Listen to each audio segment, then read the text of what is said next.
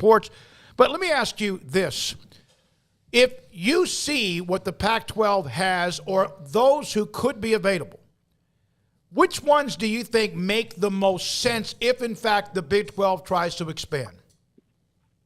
Well, Smokey, that's kind of a several parts question, right? If you're looking for the money part of it, which it seems like everything is a money grab right now, Oregon, from a value standpoint, makes a lot of sense. I don't know that Washington does, but certainly that Seattle market, I guess. The two Arizona schools make some sense because of the Phoenix market, which I know is 11 or 12 in the country if you're looking at it from a TV market standpoint. But from a pure football value standpoint, Oregon and Utah, to me, make the most sense if you're going to add two. If you're going to add four, then you begin to maybe look at expand and look market-wise as opposed to football value.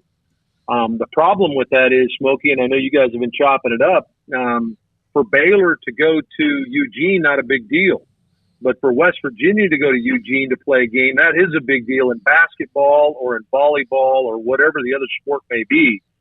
So there's a lot of parts to the question. But from a pure football standpoint, and I guess a selfish fan standpoint in me, I'd love to see Utah and Oregon, who have been the two best programs in that conference for the last several years. Those are the two teams I'd go get. Dave, are you surprised at how quickly the Pac-12 has gotten to this point of just a year ago, no, we don't want anything to do with the Big 12, to now of maybe they're the only lifeline that they'll have? It really is interesting, isn't it, guys? Because last year we were kind of holding our breath within the Big 12 as to, okay, who are the Pac-12 going to try to poach? Are they going to try to grab Baylor and Oklahoma State and some of the teams that are at the top of the conference and run away with those two teams or four teams and potentially leave us with nothing? And they didn't. And I don't know why they didn't. Was it a spirit of the game thing? George Kliavkoff and Bob Bowlesby had conversations. They maintained their own entities, and here we are with the shoe completely on the other foot.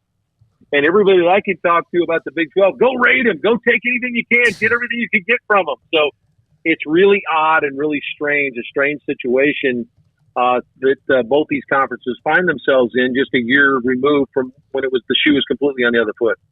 Dave, the Big 12 had a little bit of